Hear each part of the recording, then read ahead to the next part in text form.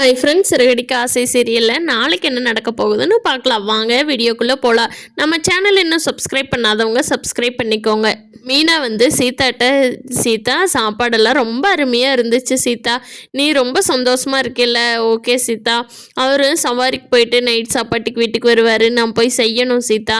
சரி நான் போயிட்டு வரேன், நல்லா இரு சீதா, சந்தோஷமாக இரு சரியா அப்படின்னு சொல்லிட்டு கிளம்புறாங்க.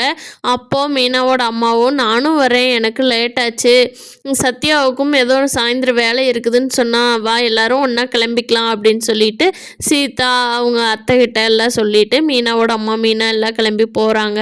போகிற வழியில் சத்யா மீனாவும் பேசிக்கிட்டே போகிறாங்க. மீனா சொல்கிறாங்க, அம்மா பரவாயில்லம்மா, சீதா நம்ம நினச்ச மாதிரியே நல்லா லைஃப்பில் நல்லா செட்டில் ஆகிட்டாம்மா, நல்லா மாமியார் நல்லா பார்த்துக்குறாங்கம்மா அப்படின்னு சொல்கிறான். அதுக்கு அவங்க அம்மா சொல்கிறாங்க, ஆமாம் மீனா, நீயும் எப்படியோ மாப்பிள்ளை கூட சமாதானகி வீட்டுக்கு போயிட்ட, சீதாவோட கல்யாணம் நல்லபடியாக முடிஞ்சிருச்சு, எனக்கு ரொம்ப சந்தோஷம். இதை விட்டால் வேறு எனக்கு என்ன சந்தோஷம் இருக்க போகுது? சத்யாவும் படித்து நல்லா வேலைக்கு போயிட்டான்னா எனக்கு வாழ்க்கையே வெற்றி அடைஞ்சிருச்சு அப்படின்னு சொல்லி மீனாவோட அம்மா மீனாட்ட சொல்லிட்டு வர்றாங்க. சத்யாவும் அதெல்லாம் ஒன்றும் பிரச்சனை இல்லைம்மா, வேலைக்கு போகிறது எல்லாமே என்னோட பொறுப்பு, நான் பார்த்துக்கிறேன், சீதாவும் மீனாவும் நல்லா இருக்காங்கல்ல அது போதும் அப்படின்னு சொல்லிட்டு இருக்கான் சத்யாவும். மீனா நைட்டு வீட்டுக்கு வந்துடுறாங்க. அப்போ முத்து கேட்குறாரு, ஏன் மீனா கல்யாண விருந்தெல்லாம் எப்படி இருந்ததுன்னு? சூப்பராக இருந்ததுங்க, சீதாவோட அத்தை சீதாவை எவ்வளோ தங்கமாக தங்குறாங்க தெரியுமாங்க, எனக்கு பார்க்குறக்கே அழுகாச்சே வந்துருச்சுங்க. சே நம்ம வீட்டில் இப்படி அத்தை இல்லையேன்னு. கவலைப்படாத மீனா, அதுக்கு தான் நான் இருக்கேன்ல அப்படின்னு சொல்கிறாங்க. ஆமாம், அந்த போலீஸ்காரன் என்ன கேட்டானா அப்படிங்கிறாங்க. ஆமாங்க, சீதாவும் அவங்க அத்தையும் ரொம்ப ரொம்ப கேட்டாங்க, நீங்கள் ஏன் வரலன்னு.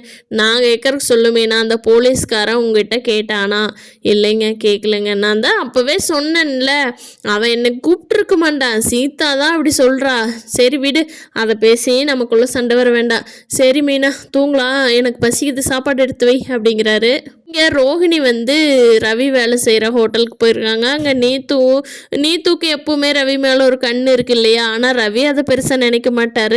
நீத்து வந்து ரவியை சைட் அடிச்சிட்ருக்கிறத, ரவி வந்து அந்த ஹோட்டலில் எப்பவுமே நல்லா வேலை செய்வார், அதை பார்த்துட்டு ரோஹிணி வந்து ஸ்ருதியோட அம்மா கிட்ட கூப்பிட்டு, ஏற்கனவே பணம் வாங்கியிருக்காங்க இல்லையா, அதுக்கு ஏதாவது ஒன்று சொல்லணும் இல்லை, அதுக்காக கூப்பிட்டு, அம்மா இங்கே பாருங்கள், உங்கள் பொண்ணோட வீட்டுக்காரர் அதாவது உங்கள் மருமக வந்து இந்த ஹோட்டல் வச்சுருக்கிற நீத்துக்கிட்ட ரொம்ப வளைஞ்சிட்ருக்காருமா, அதனால தான் ஸ்ருதி தனியாக ஹோட்டல் ஆரம்பிக்கிறேன்னு சொன்னப்போ கூட வேண்டான்னு சொல்லியிருப்பாரு போல்.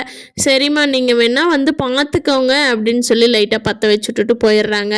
ரோஹிணிக்கு அவங்க குடும்பத்து பிரச்சனையே 1008 கிடக்குது. இதில் ஸ்ருதி நல்லா போயிட்டுருக்கிற ரவி ஸ்ருதியோட வாழ்க்கையில் வேற தலையிடுறாங்க. பார்க்கலாம் ஃப்ரெண்ட்ஸ், இந்த ரோஹிணி எப்போ தான் திருந்த போகிறாங்கன்னு.